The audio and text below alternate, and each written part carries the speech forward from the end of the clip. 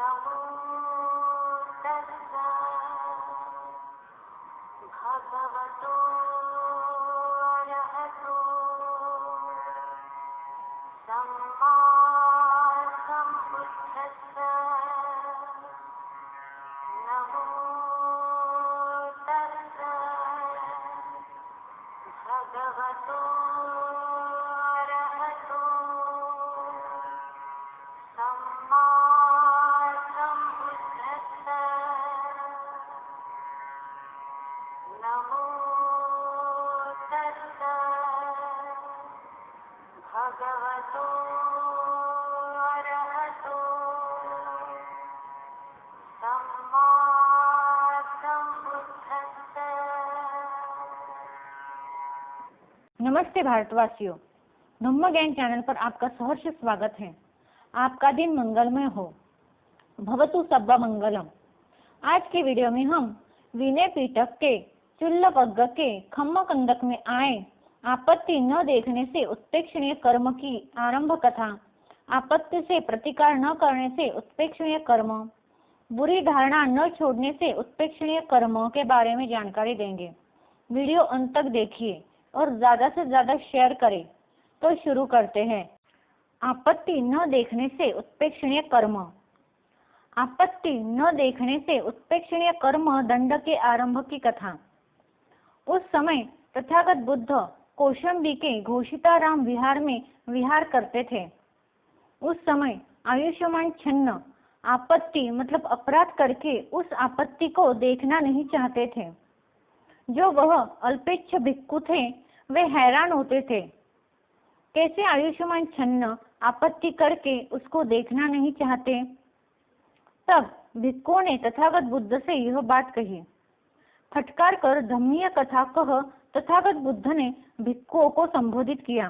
तो भिक्खुओं संघ छन्न भिक्खु का आपत्ति के न देखने से संघ के साथ सहयोग न करने लायक उत्प्रेक्षणीय कर्म करें और भिक्खुओं इस प्रकार उत्प्रेक्षणीय कर्म करना चाहिए। पहले छन्न भिक्खु को प्रेरित करना चाहिए।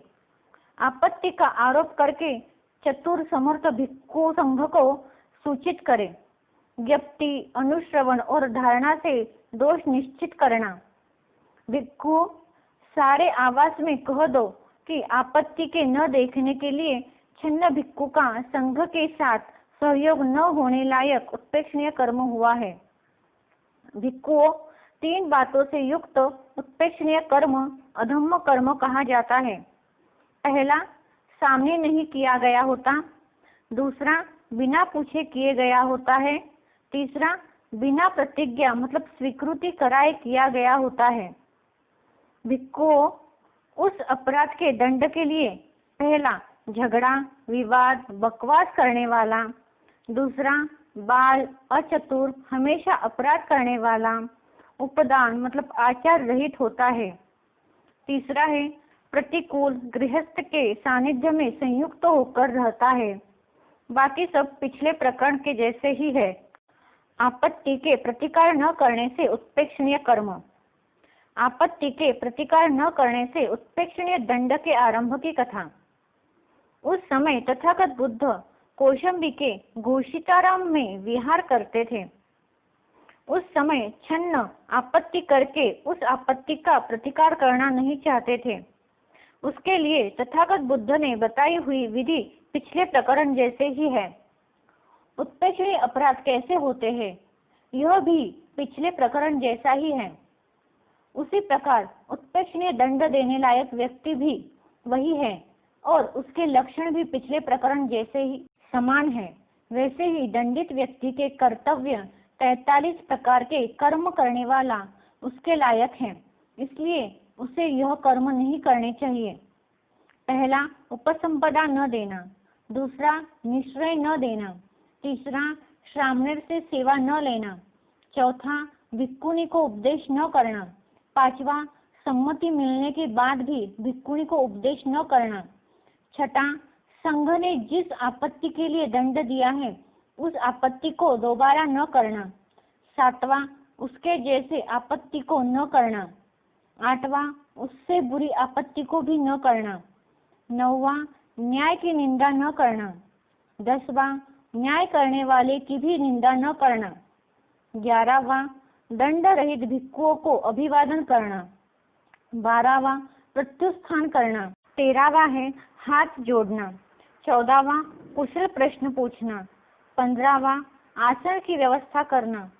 16वां शैया की व्यवस्था करना। 17वां है पादोदक। 18वां पादपीठ। 19वां पाद कठलिक। 20वां पात्र चिवर ले आना।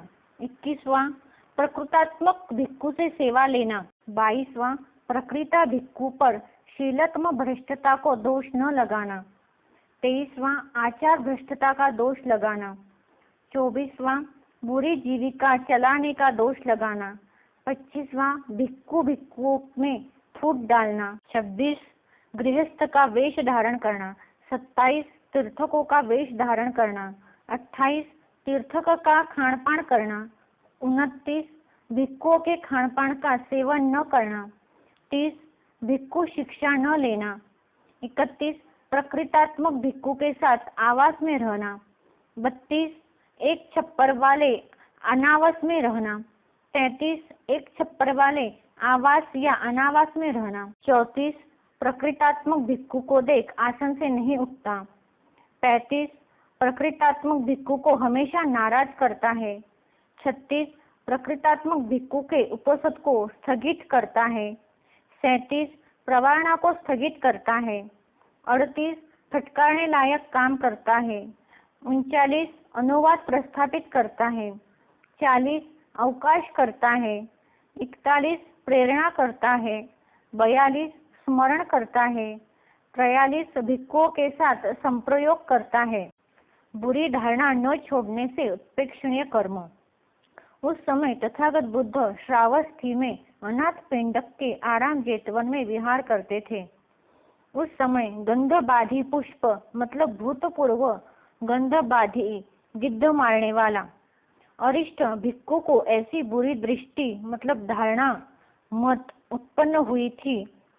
मैं भगवान ने उपदेश किए धम्म को ऐसे जानता हूँ जैसे कि जो निर्वाण आदि के अंतरायिक विघ्नकारक धर्म कार्य भगवान ने कहे हैं, सेवन करने पर भी वह अंतराय मतलब विघ्न नहीं कर सकते।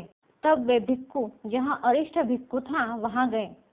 जाकर अरिष्ट भिक्षु से यह बोले, आउस अरिष्ट, सचमुच ही तुम्हें इस प्रकार की बुरी दृष्टि उत्पन्न हुई है, अंतराय नहीं कर सकते। आउस, मैं भगवान ने उपदेश किए धम्म को ऐसे जानता हूँ, अंतराय मतलब विघ्न नहीं कर सकते। तब वह भिक्षु अरिष्ट भिक्षु के साथ बुरी दृष्टि से हटाने के लिए कहते हैं, समझाते बुझाते थे, आउस अरिष्ट मत ऐसा कहो, मत आउस अरिष्ट ऐसा कहो, मत भगवान पर झूठ लगाओ। भगवान पर झूठ लगाना अच्छा नहीं है, भगवान ऐसा नहीं कह सकते। अनेक प्रकार से भगवान ने आउस अरिष्ट अंतरायी कहा है, सेवन करने पर वे अंतराय करते हैं कहा है। भगवान ने कामों मतलब भोगों को बहुत दुखदायक बहुत परेशान करने वाला कहा है, उनमें बहुत दुष्परिणाम बतलाए हैं। भगवान ने कामों को अस्थि कंकाल समान कहा है, मांसपेशी तृण उल्का अंगारक मतलब भौर, स्वप्न याचित कोपम मतलब मैग्नी के आभूषण, वृक्षफल आशीसुना शक्तिशूल सर्पशीर समान कहा है। भगवान ने कामों को बहुत दुखदायक बहुत परेशान करने वाले बहुत दुष्परिणाम करने वाले कहा है। इतना कुछ समझाने के बाद भी अरिष्ट भिक्षु नहीं सुन रहा था। आखिर तथागत बुद्ध के पास जाकर भिक्षुओं ने यह बात बताई। तब तथागत बुद्ध ने सभी भिक्षुओं को एकत्रित कर अरिष्ट भिक्षु से पूछा, सचमुच अरिष्ट, तुझे इस प्रकार की बुरी दृष्टि उत्पन्न हुई है? मैं भगवान के अंतराय नहीं कर सकते। हाँ भंते, मैं भगवान के उपदेश किए धम्म को ऐसे जानता हूँ जैसे कि जो अंतरायिक धम्म भगवान ने कहे हैं, सेवन करने पर भी वह अंतराय नहीं कर सकते। मोघ पुरुष मतलब निकम्मा आदमी, किससे मैंने ऐसा धम्म उपदेश किया जिसे तू ऐसा जानता है? मैं भगवान। क्यों मूढ़ पुरुष, मैंने तो अनेक प्रकार से अंतरायिक धम्मों को अंतरायिक कहा है, बहुत दुष्परिणाम बतलाए हैं, और तुम मूढ़ पुरुष अपनी उल्टी धारणा से हमें झूठ लगा रहा है, अपनी भी हानि कर रहा है, बहुत अपुण्य मतलब पाप कमा रहा है। मूढ़ पुरुष, यह चिरकाल के लिए अहित और दुख के लिए होगा।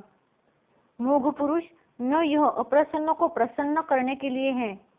फटकार कर तथागत बुद्ध ने भिक्षुओं को संबोधित किया तो भिक्षुओं, संघ अरिष्ट भिक्षु का बुरी धारणा न छोड़ने से संघ में सहयोग न करने लायक उत्प्रेक्षणीय कर्म करें। दंड की विधि पिछले जैसी है, वैसे ही नियम विरोधी उत्प्रेक्षणीय दंड भी पहले जैसे ही है। नियम के अनुसार उत्प्रेक्षणीय दंड भी पहले जैसे ही है, और उत्प्रेक्षणीय दंड देने लायक व्यक्ति के लक्षण भी वही है, उसके कर्तव्य भी वही है। दंड माफ न करने जैसी व्यक्ति भी पहले जैसी ही है, और माफ करने लायक व्यक्ति भी पहले जैसी ही है। वैसे ही दंड माफ करने की विधि भी वही है। हाथ जोड़कर संघ के सामने खड़े रहे और 3 बार कहना, उत्प्रेक्षण कर्म से मेरी मुक्ति हो, इसलिए मैं माफी मांगता हूँ। फिर संघ ने जप्ति, अनुश्रावण और धारणा करनी है कि संघ चुप है, मतलब अरिष्ट भिक्षु का उत्प्रेक्षणीय दंड माफ किया, ऐसा मैं समझता हूँ। तो आज के लिए बस इतना ही। अगले वीडियो में हम पारिवासिक खंडक में आए परिवास दंडित भिक्षु के कर्तव्य, परिवासिक के व्रत के बारे में जानकारी देंगे।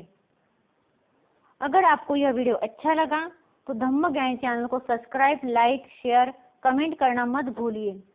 साथ ही बेल के आइकन पर क्लिक करें ताकि अगला वीडियो सबसे पहले आपके पास पहुंच जाए। धन्यवाद। Keep supporting.